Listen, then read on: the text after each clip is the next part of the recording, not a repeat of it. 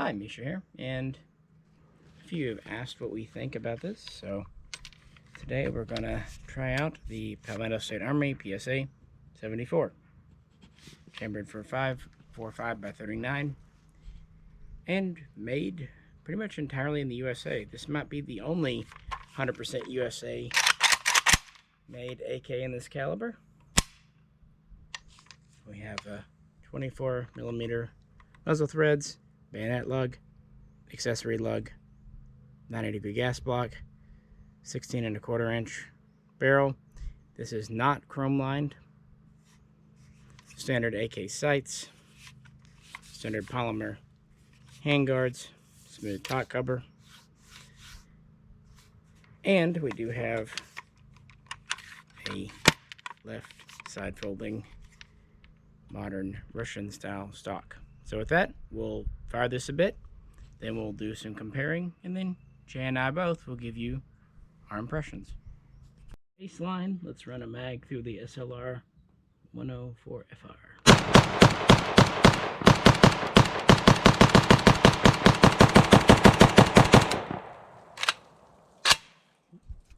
Start off with the P-mag that it came with.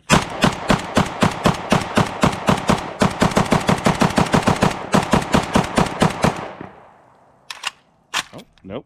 You got a spent casing in there. Yep. I thought something felt a little off. Yep. There's still a live round in the mag. Okay. A little more left there. Oh, interesting. It's empty. I think the live might have come out. Let's check and see. It is. It's clear. Yep. Clear. All right. We had a Russian mag loaded and ready to go. And then we heard this. So let's see what's in this gun. Yeah, your spent casing is in your rear trunnion somehow.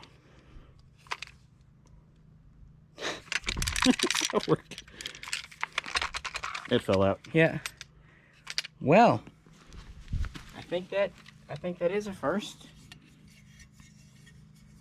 Yeah. Had it happen on MP5 types before. I've never had it on AK. Yeah, I've never seen a round go rear of the bolt carrier before. Yeah. All right. All right. Now with the Russian mag.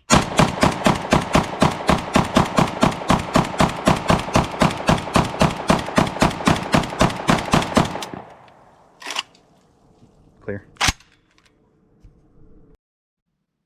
Since we compared the KR-103 up against the Sega, the SGL-31, we have to compare these.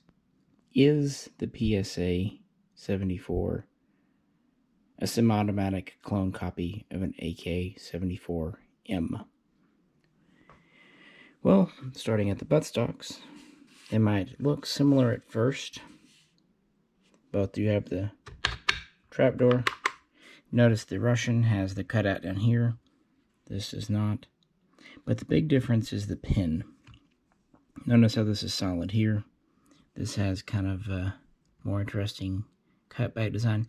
This is the newer 5.5mm pin, pretty much only used in Russia. This is the older 4.5mm pin that dates back to the original AKS-74 and AKSU. Both do have a smooth top cover. This does have the shelf type push down, the same as Sega comes with. On mine here, to make a more accurate clone, I did put the newer spring-loaded detent. This was added, about 20 years ago to the design for rifle grenade launching.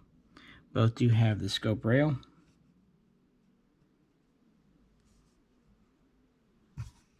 Minor differences. One thing I will say, this does have the reinforcing plate of sorts above the pistol grip, whereas the Segas did not originally. However, this is more of the squirt off style that you see on more American receiver type guns.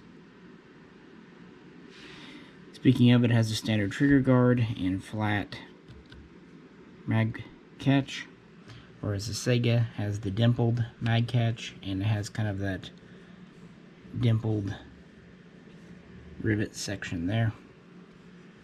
Moving forward, the catches are very similar. The big difference here, this has standard rivet placement. It's quite famously known that the more modern AK-74M, AK-100 series has this extra rivet up here. That's a bump rivet. Handguards are very similar.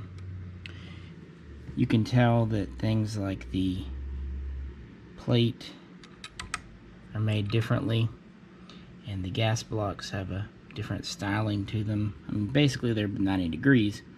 This is more this look, a little more rounded. This is a little more sharper angled. It's worth pointing out that the PSAs don't come with a cleaning rod. I actually gave this one to Chris. It's a Arsenal, I believe. This has a traditional front sight base with the bayonet lug below, traditional 24mm threads with short collar, whereas the Sega has the newer style base with the long collar, you can see here, and thus a different muzzle brake. Not much different on the barrels here. If we move back, the gas tube lever is different, but it's small details. The cocking handle is flat back on the Sega as it is on the AK-74M, and we have a more of a traditional rounded back on the PSA. Also internally, the Sega has the non-fluted gas piston head, whereas the PSA has flutes.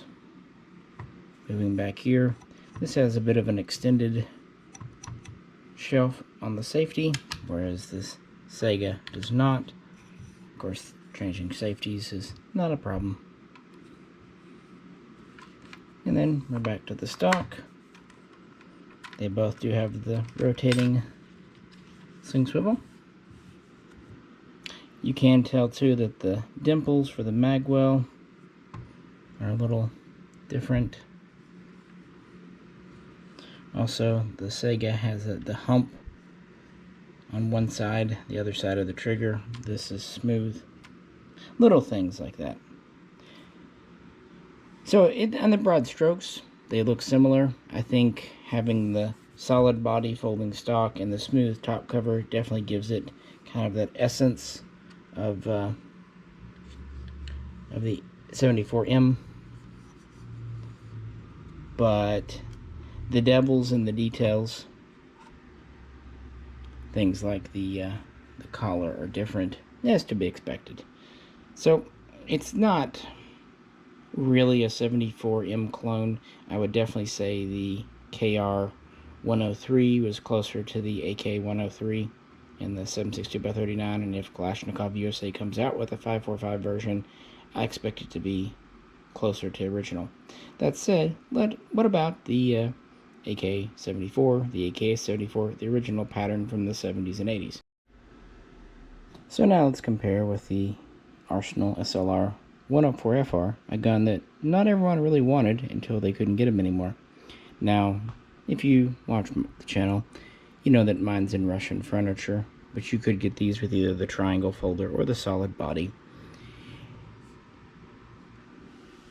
So starting at the end, you know, the Arsenal stock would be very similar to this. They didn't have the cutout. The 104FR, like the original AKS-74, was the 4.5mm hinge pin.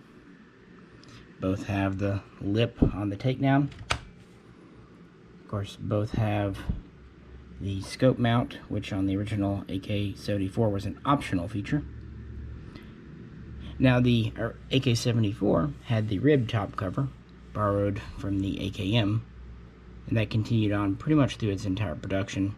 So having a smooth on here is actually incorrect if you're going for that clone. And remember I said they had the reinforcing plate, but like a lot of US receivers, it's very squared off. Well, the 104FR has the proper kind of popsicle stick edge, rounded plate that comes down a little further. Now these plates were originally installed so if in military service the guns were dropped with the stock folded and it hit the pistol grip, it would just break the grip and not bend the receiver there. It's just a little extra insurance. I don't think in civilian hands it matters, but it's nice to have. Moving forward, looking at the magwell dimples. They're close, but the PSA's a little bit bigger. Standard rivet arrangement. That's one thing I should point out. I'm actually happy the PSA has more of the AK-74 style rear trunnion. You can tell by the placement of the rivets. So that's nice. I compliment them on that. Pretty much the same up front. Very similar here. You can tell on the gas block. A little bit different the way they're cut. Again, the Arsenal's a little sharper edged because by this time they're using casting to make these. And then again, the front sight base, very similar here with the lightning cuts and the short collar. This one has the so-called half moon style break. There's also the earlier zigzag. Oh well, let's flip them over. Again, nothing really different to see on this side of the barrels. Let's move forward and look at the tube here, takedown lever. Things like these did change throughout production as well. Now the bolt handle is similar, a little different, but similar. Notice how this has the flaring and also this dimple. Those were late features for the AKM and early for the AK-74, and they would change the dust cover throughout.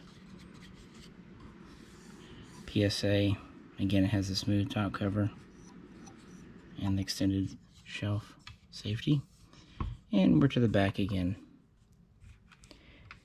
So is it an AK-74, AKS-74? Really, it's closer. It has the correct pin in the back, and then the short collar front sight. It's kind of unusual that they didn't just go with a ribbed top cover. If they had done that, you could always put on a skeleton stock if you wanted that. Truth is, they should have probably just gone that angle, because it is certainly closer to an AK-74 than it is an AK-74M, and that's to be expected. To be fair, the same thing can be said for Arsenal's SLR 106, 107 line. They're not based on the AK-100 series, they're based on the original AK-74 series, because that's what Arsenal 80 Bulgaria had the tooling and prints and everything to make. Naturally, Palmetto State began making AKs in America for the 7.62x39 caliber. So it's only natural that they would take those original designs and modify them for 5.45. And the original guns were based on the AKM, the stamped receiver. And that's okay when they make the AK-74, because other nations had the same idea. One being Romania. They did not purchase or trade for the tooling to make AK-74s in the 1980s. No, when they designed their PA-86, they too started with their existing AKM design, known there as the PM-63, modifying it and updating it as needed for the new cartridge. Poland did something similar with their WZ-88 Tantal, although it was more of an extensive change. So yeah, there is definitely precedent for basing a 5.45 gun more on the AKM than the Russian AK-74. And all of these differences might seem minor, inconsequential, even nitpicky. I'm not trying to do that. I'm just pointing out differences. You can decide for yourself if they do or don't matter. I mean, to be completely fair, with my SLR 106 CR, when I wanted to make it into an AK 102 105 clone, I did the same thing. I put on a smooth top cover, put on a Russian muzzle device, and essentially called it good. So it's not anything new. So I'm not criticizing, I'm just pointing out things because, you know, I have a curious mind, and if you do too, you might just like to know. But yeah, the SAR-2 here, the semi-automatic import of the PA-86, is based on the AKM. You can actually tell it because of its rivet placement's a little different too. But of course, this is a fixed stock. I just thought I'd bring it out for a second to point out that little fact. Well, with that, let's get back to the range and then talk more about this gun and have some final thoughts. He's going to get the PSA 74 try with a Polish mag, I believe. The stock is really loose.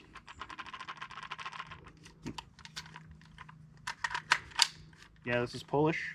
Shooting, this is Red Army Standard 545. I had wolf hair there.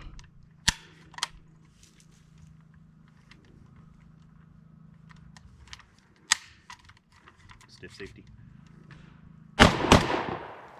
Hearing protection coming off.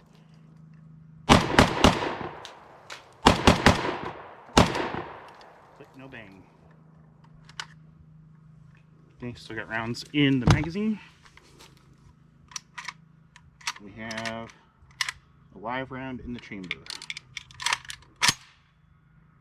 Fully cratered primer. You want to show it? Yeah. So that could be ammo if it's real cratered. Yep, fully cratered. So. Okay. Click, no bang.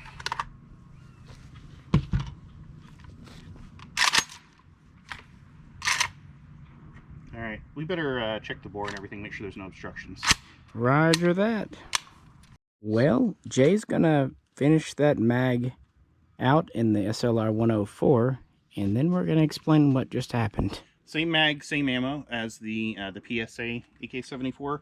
One thing I noticed on the PSA here is the stock is really loose. See how much play there is there. Obviously, that's something of a cosmetic issue, but it's worth pointing out. And of course, it's disassembled because we are diagnosing the issues. So I'm going to go ahead and finish this mag out. That did not work in the PSA, in the SLR. See if we have the same issue.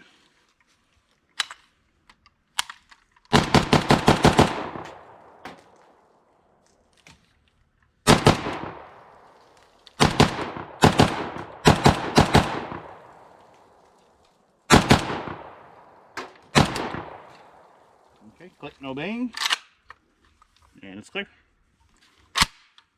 So when Jay took the top cover off the PSA, the bolt carrier kind of jumped out at him.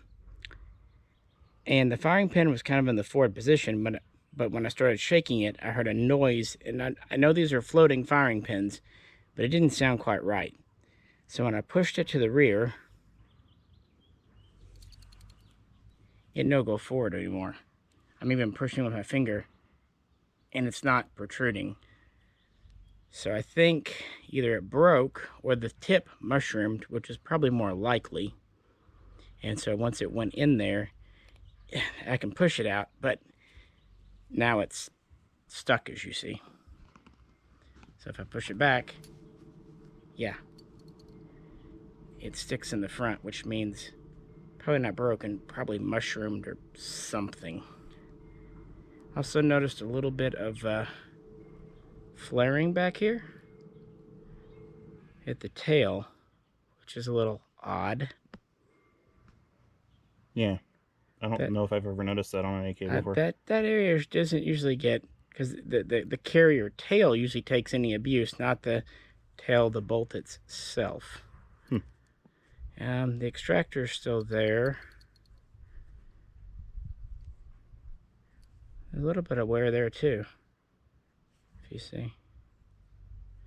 Could just be standard wear-in. So that's the bolt, and so that's the culprit there. Is that thing... Yeah, it's bent or flared or something. Alright.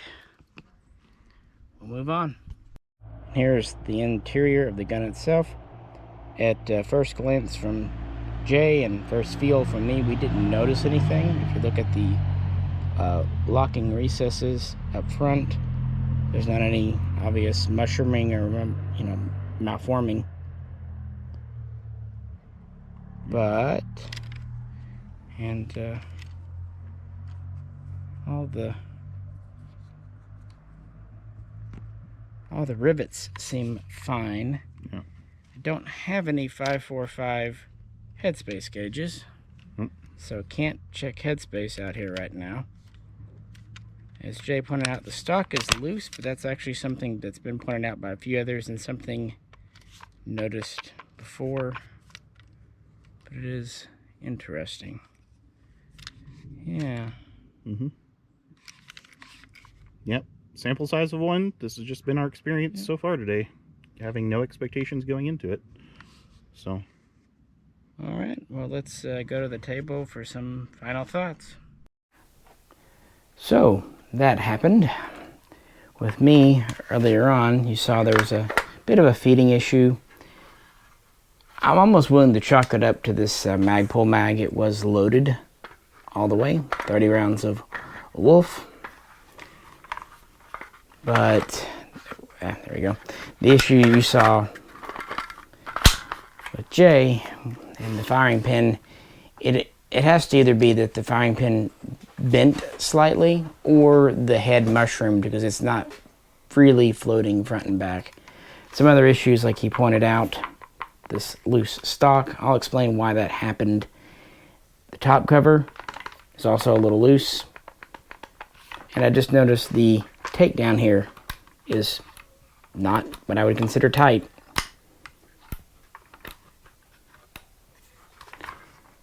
Handguards are fine. Gas tube has a little front play, but fine.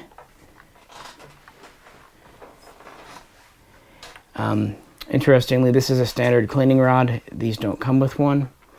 And it won't actually fully pass through the barrel, but that might just be the head, because it's meant to have a brush put on. So, what do you think? Well, I came into this honestly today. First of all, I kind of want to say I don't feel like we have any. Let me think about how I'm going to phrase this. I don't feel like we have any. We came into this having any inherent bias against the PSA. I fully expected for us to shoot this, go, it's an AK-74, work fine, based on whatever everyone else's experiences have been. So I was very surprised whenever I had a click and no bang, and whenever you had a shell get caught in the action, which is something I've never seen before on an AK. Ever. I've never seen an empty shell casing get stuck in an action before, and it went right back behind into everything. So that's... Theoretically, it's possible, obviously, because it happened. Guess, but, yeah. I mean, yeah, all the AKs we've shot over all the years. Yeah, thousands, tens of thousands of rounds at this point through .3 AKs. Never seen that happen before. So it's interesting. So I expected us to have just a normal range day with it and not have any issues. So that we did have issues is disappointing. Of course, I can also say, like I said previously, this is a sample size of 1. It's not necessarily representative of their quality overall or every gun that they make, or every AK-74 that they make. From what I understand, PSA's customer service is really good, so I would imagine that this will get taken care of. And if there is a problem, if this is a problem that's going to crop up on multiple of these guns, I'm sure there will be another generation that addresses it. One thing that I'm not super pleased about, as Misha mentioned, is this loose stock. That's more of a cosmetic issue than anything. That's one thing I was going to point out, too. If you show them there, yeah. the way the latch is on the side, it's flush, almost indented. So, yeah, and there's also a really big gap around the edges. Hopefully you can see that. I'm going to stand up for a minute and just see if Sure. you can see that. there is a pretty big gap here. I'll have to yell across the room now. You can see there, that does not exist on the Arsenal side folder. It's very yeah, if you notice on even. when the stock's not in, this is more or less flush. That's a resting position. But the way comm block latches work, this is supposed to stick out. I've seen them stick out even further than this, and that's so it can wear in together. As the latch wears, it still has meat to chew in on. That's why these almost always remain tight, at least for a long time, until that finally wears down. Yeah. I think what PSA did there, they went more for cosmetics than functionality, not leaving it any room to wear in, to latch in. Yeah, but with that big gap around the edges, that too, for I sure. think that all of that just doesn't means that the mating is it's too loose. Yeah. But yeah, I don't know who makes the trunnion, the subcontractors, all that. And honestly, just using this Arsenal as an example, but the same can be said for an SGL. This gun is just tighter all around. That's not to say there aren't parts that move, but the way that gun feels, just there's more kind of sloppy play everywhere. Yeah. Even moving the bolt. This is smooth because Jay's fired this one quite a bit. Yep. Maybe right there. That one's just got a lot more. And I noticed that kind of once, if you pull that bolt all the way to the rear, it almost acts like it wants to jump the rails. Like it kind of goes up just a wee bit. Yeah, that's what I noticed whenever we were trying to troubleshoot it earlier, is whenever I pulled the bolt carrier, it just flew out of the rails. And typically, you know, you have to get it lined up just right and push down and slide forward on an AK, typically, in my experience. With this one, it was just ready to jump right out of there. So again, that goes back to that Misha mentioned, just kind of the loosey-goosey feeling of this particular example that we have. It's just, interesting. Yeah. And that's not a high round count gun. That is a loaner from a friend. We'll keep anonymous. He can out himself if he wants. But it hasn't had a huge round count because he got it new and he's only put a few hundred rounds through it, maybe just even a couple of hundred. And you saw all the range footage today, so we were just getting into it. So it's well under 1,000 rounds for sure. Yep. So yeah, that happened. Yep. So I can't say I'm impressed with this particular example that we have. The only one so far we've had hands on. Yeah. And it's not. This isn't a rigged thing. We're not saying you need to go buy an Arsenal instead of one of these or anything. It's just all we can say is this has been our experience with it so far. So, which is unfortunate. Yeah, and so, yeah, we obviously stopped shooting there because we can't, even if we could free up that firing pin, it wouldn't be safe. You could have slam fires or other things. Once a gun starts to have issues like that, you need to stop and get a professional, typically just call and get warranty work done, so that's what'll happen. Yep. Supposedly, PSA's customer service is really good. I'm sure it is. Hopefully, that'll be the case with this one, with the owner. Certainly made for a more interesting video. Yeah, I honestly, if we'd come back and said, yeah, we shot it was fine. It definitely wouldn't. It wouldn't have been as interesting of an experience. I recorded the table talk, the comparison you saw earlier, a day or two before we did the shooting, and you could probably tell from my tone of voice then and there, I had no expectations of it doing anything particularly wrong. I mean, 5.45 guns. Granted, all the ones I've ever shot tend to be imports, but they seem to be reliable. Yeah. And we tried it with Red Army and Wolf, which are pretty much the two most common 5.45 rounds out there. So There's not a lot of brass case going on in that cartridge. Yeah. Well, I guess that's that for now. Yeah. If anyone of you have had this happen or can shed some light on what you think happened, feel free to talk and discuss in the comments below. Yeah, and like I said, keep in mind, we didn't approach this with any kind of agenda at all.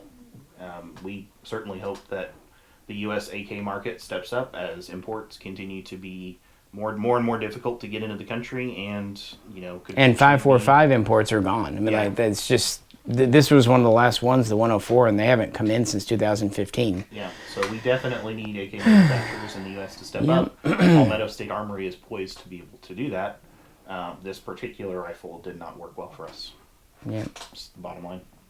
Yeah. So how it goes for now, but we'll give you an update, and if you hear anything, let us know too, please. yeah, sure. As always, if you could like, share, and subscribe, and check out our back catalog of other AK videos. Yep. If you want to help support us, be sure to check out the link to our Patreon page in the description. What are we gonna start doing, like paid advertising? Like, I don't know, what do the people do? Raid Squarespace. Shadow. Raid Shadow. Oh, Legends. okay, Raid Shadow. Yeah.